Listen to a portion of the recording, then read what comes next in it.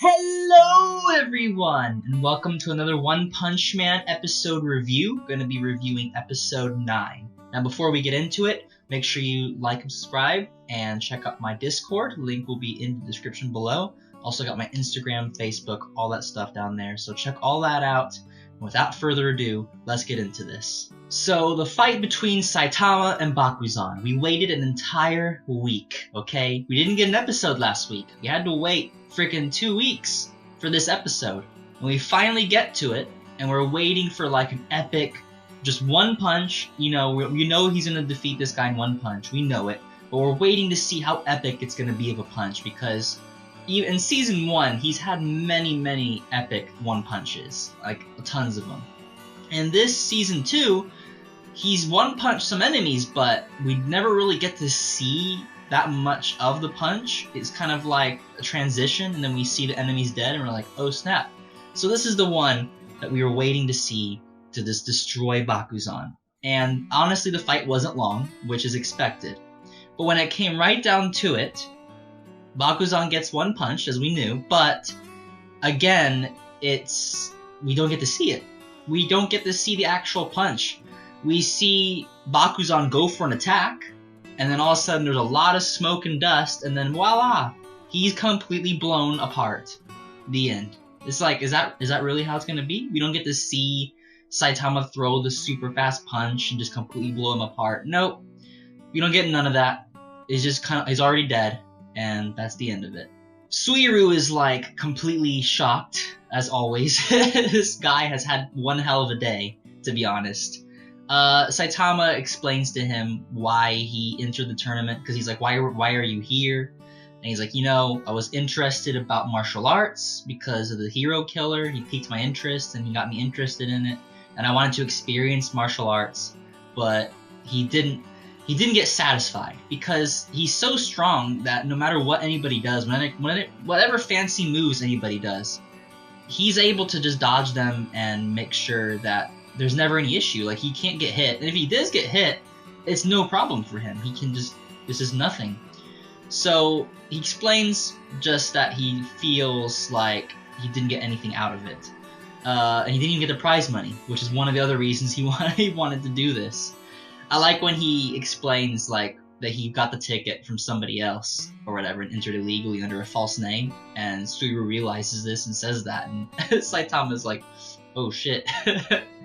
But all that aside, it's a really good talk for Suiryu, because Suiryu is getting to talk to the guy who saved his whole life. He's like, he really looks up to Saitama now, like as a true hero. And which is crazy is that Suiryu's transition from being arrogant and thinking heroes are weak to being like on the floor covered in blood, looking up to a hero. And it's just a cool character development for this guy. We get a little glimpse of Genos trying to get back to get repairs. He has like this helicopter thing that's carrying him. I don't know how he doesn't get attacked by any monsters that are just roaming the area, but apparently he's safe. I think it's interesting how he thinks that the only way to beat Goketsu, because Goketsu is the one that attacked Genos out of nowhere and defeated him in one hit, how he thinks that they need to get a bunch of S-class heroes plus Saitama to defeat this Goketsu. And it's like, doesn't Genos know? Doesn't he have enough faith in Saitama to know that Saitama could defeat this dude in one punch, like instantly? It's kind of like, it's weird how he doesn't really doubt his power, but he doesn't know the scale of Saitama's power. It's like, you don't realize, after all the enemies this guy's fought in one hit, don't you have confidence in him that he can take on anybody, no matter how powerful they are? Suiryu explains to Saitama that Goketsu is the one who pretty much destroyed everybody and just went off. And Saitama's like, he went that way. Okay, so then he's gonna go fight Goketsu, and Suiryu is begging Saitama not to go, because he's like, I just met the hero of my life, and I'm not gonna let him go off to his death after he just saved me. But Saitama goes, and he has the most heroic looking exits ever. Like, whenever he's walking away to a fight, or away from after a fight, it's just so epic. His cape blowing in the wind and just strong looking. It's like, yes, this is the hero that we need. So then we come to another disappointing part in the story, which is where Saitama goes and he finds Goketsu, apparently, and one punches him. And you see the head of Goketsu just land right next to Suiryu, showing that Goketsu died in one punch, as always. Now the thing is, again, we don't get to see the punch. How many punches have we not get to see Saitama do? We've seen him do some smacks and some random punches, but against an actual enemy, we don't get to see that. And I think it's interesting because we hear the sound effects of a couple of punches. Like Goketsu, I think, was putting up a fight and tried to hurt Saitama, but Saitama just one-punched him like always, and that was it.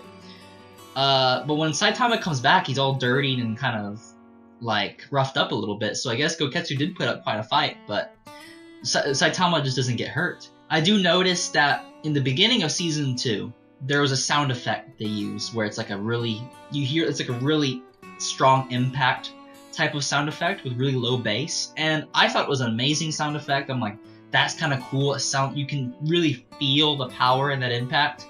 The problem is they've been using that same exact sound bit for like every fight, and since it's exactly the same, it's kind of like, oh, there's that sound effect again. They're just copy and pasting the sound effect.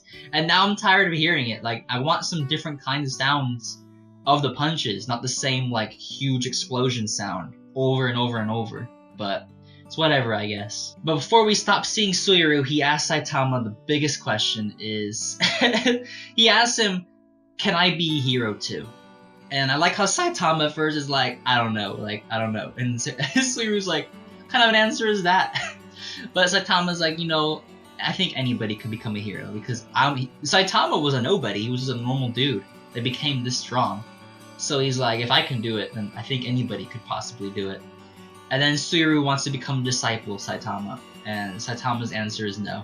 Absolutely not. Because he's got enough problems with genos, he don't need nobody else in his life. We get to see a little bit of Puri Puri Prisoner. Now, he's fighting some kind of spiky monster that... I like how it's like a hedgehog or porcupine or whatever the hell it is. I think it's a hedgehog, it's just all spiky. And it's holding a sign that says free hugs. Like, the guy who made this, when he invented these monsters, the creativity that sometimes is like really random. Like, of course a spiky monster would have a sign that says free hugs. Like, the comedy is just kind of, it's weird sometimes, but I enjoy it. However, he defeats this monster instantly by giving it what it needed, a hug. He gives it the ultimate hug, like angel love hug or whatever, and crushes this monster to death. So that was that fight, out of the window already. This is where we get a little bit of interesting development with Saitama, is that he's walking alone and he's thinking really heavily on what it is to be a hero, because he always wanted to be the strongest. He always wanted to defeat monsters in one punch, but he's always been doing it for the glory of it and for the fights themselves. He's always looking for that fight that's going to give him the exhilaration of being strong. That's not what a hero is about, though. A hero is someone who saves somebody else's life, throwing away their own life to do so. And Saitama's never really had that mindset. It's all about the exhilaration of being a hero. And he feels like something's missing in his life. He's so bored, nothing interests him. And even in season 1 he said this, that he's becoming less and less human. His emotions are becoming less and less there. He's kind of just becoming really, really bland and just bored all the time. However, he runs into King, and King explains that what a hero really is. That because Saitama was saying, I don't have any room to grow. I'm already at my peak, I've reached the pinnacle of my strength, and I'm bored. Nobody is around to face me that is going to make me feel like I need to get stronger. And he's like, my growth is gone, and I don't enjoy the journey of growing up, basically. And King said that right there in itself is where you need to grow. That he's so powerful, it came with a little bit of arrogance in a way that of like, I'm going to defeat everybody in one punch, and I'm never going to find anybody that will give me a proper fight. And that is arrogant to an extent, even though it's technically true. But to think that it's like, you think you've already hit your peak of your strength, but it's not all about brute strength. You also have your mind and how you think about things that Saitama's kind of been neglecting. And King tells him, like, a hero is someone who throws away their life to save somebody else. And if you're not doing that, you can't really call yourself a hero if you're only doing it for the fun of it or to be, like, exhilarated by the fights. Which is really wise from King, and I was kind of like, wow, some pretty good stuff, until he said in his mind that it's all from a manga that he read. So, you know, manga changes us all. So it makes sense. We see Garou for like 1 second where he's completely bloodied, he's completely beat up. Apparently Watchdog destroyed Garou, which is like, how? How did he do that? What's Watchdog's power? Apparently it's like the four-legged style moves. Who even knows? We didn't get to see it. But he sees King and Saitama and he's like, yes, King is there. I'm gonna fight this guy, beat him down, and he goes for it, and Saitama just freaking kicks him out of the way. When he's charging towards King, because he wants to fight King, he's charging towards King, and I like the moment where he sees all the moves that King could possibly make.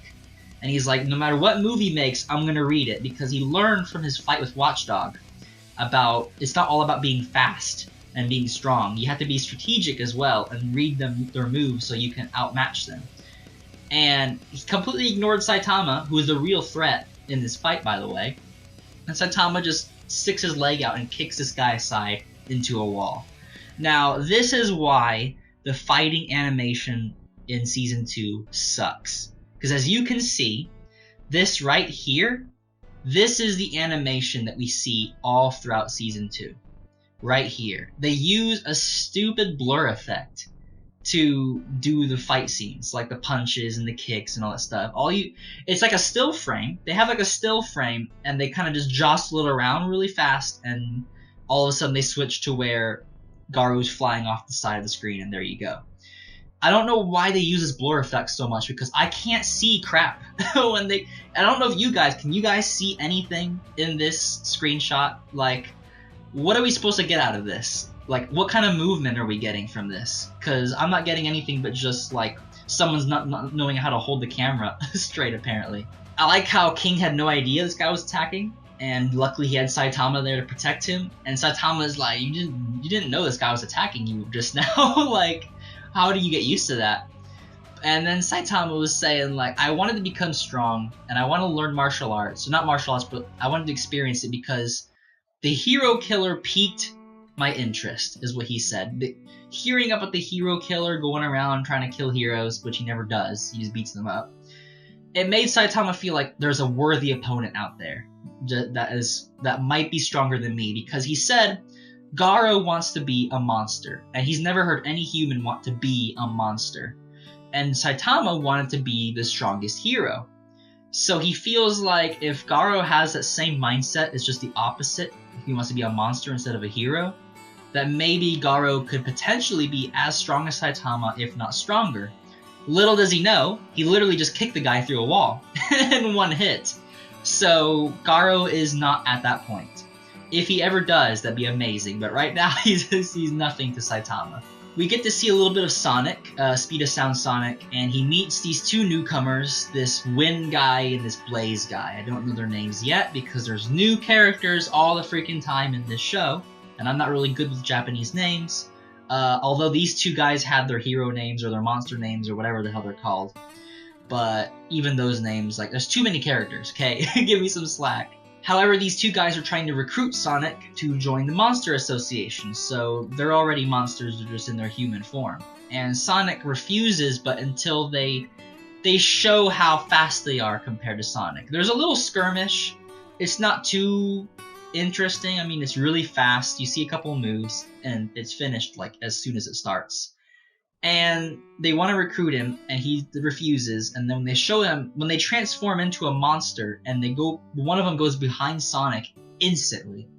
And Sonic realizes that there's no way he could beat this guy. The guy offers him the monster cells, and he's like, eat this, you'll become like us, you'll get the power boost you need, and then join us. But Sonic only wants to do it because he wants to beat Saitama. And he's like, if I can't beat these guys, I'm not gonna beat Saitama, so I need to become a monster. So he actually accepts, although he doesn't eat it right there on the spot. We see Zombie Man tracking down the martial gorilla, which is cool because we don't really get to see what Zombie Man can do. So it's interesting to see him now in the story coming in. We'll get to see what he does, but he doesn't get to fight because he sees Martial Gorilla come up to the other gorilla, the robot one from Season 1. And he's like, are you a monster? What are you doing? Are you rogue or whatever? And the robot gorilla just defeats this guy in one hit, and that's it. He just continues to walk off. So Zombie Man's gonna follow the robot guy, but I mean, there's no point because he's not an enemy. He's not a monster or anything, so I don't know what's gonna happen from that. We see Silver Fang contemplating his fight with Garou, and they haven't found him yet, and his brother's thinking like maybe he's already dead. And Silver Fang's like, no, he's not. He's not been defeated. Only I can defeat him. He's still out there. But the sun's setting, and it's gonna be, that was the first day of the monster attack. So it's gonna be interesting to see what happens at night. Like, is there gonna be more monsters at night? Are they gonna let the people rest? We'll see. However, the association, the Hero Association, is talking about what the hell they're supposed to do with all these monsters and what the next plan is, and if they have any plans to rescue the son of the higher up. And somebody shows up saying there's a message from the Monster Association, and the dude literally turns into a monster. So I don't know if he's a monster, if he's being controlled by a monster to give this message, but it's not looking good. If the Monster Association can infiltrate literally inside the room of all the association, then the Monster Association is a scary thing. Like, if they're that strong, things are not looking good for the heroes. So that's it for the episode. I'm gonna probably give it a 6 out of 10. To be honest, I mean, the story kind of moves steadily forward, but there was a lot of things I didn't care about that I felt like were kind of unnecessary. I didn't need to see Puri prisoners fight if it was just going to be instantly done, and that he's just out there naked running around. Sonic was a bit interesting because we get to see him actually get confronted by some newcomers. Saitama defeating people in one hit, but we don't get to see the one hit, so it's kind of lackluster. We don't get to experience it. So, I mean, that was whatever. I don't know if we're going to see Suiryu ever again. It's just, I don't know. I feel like it was a very bland episode, but, I mean, the story did move forward. It's just I kind of wanted more from it that I didn't get, especially that we waited an entire week, an extra week, to get to this episode, and it looks like they didn't do anything to improve it. It's still just as normal as the rest of the episodes. But that being said, one thing I forgot to mention is that Sonic did eat the monster cell, except he cooked it because he thought that eating it raw was like unspeakable, and he ate it fried, and then he had diarrhea. He didn't turn into a monster because you're not supposed to eat it cooked. The idiot. But that's it for me, guys. Thank you so much for watching. Let me know what you guys think in the comments below. Did you guys enjoy the episode more than I did? I just thought it was kind of boring of an episode, and the fights that were in the episode were very fast and very lackluster. But I want to hear what you guys think. Like and subscribe if you enjoyed the video. Make sure you check out my Walking Dead gameplay videos, my Red Dead Redemption 2, all that good stuff. And I'll see you guys for the next episode review. So have yourselves a great one.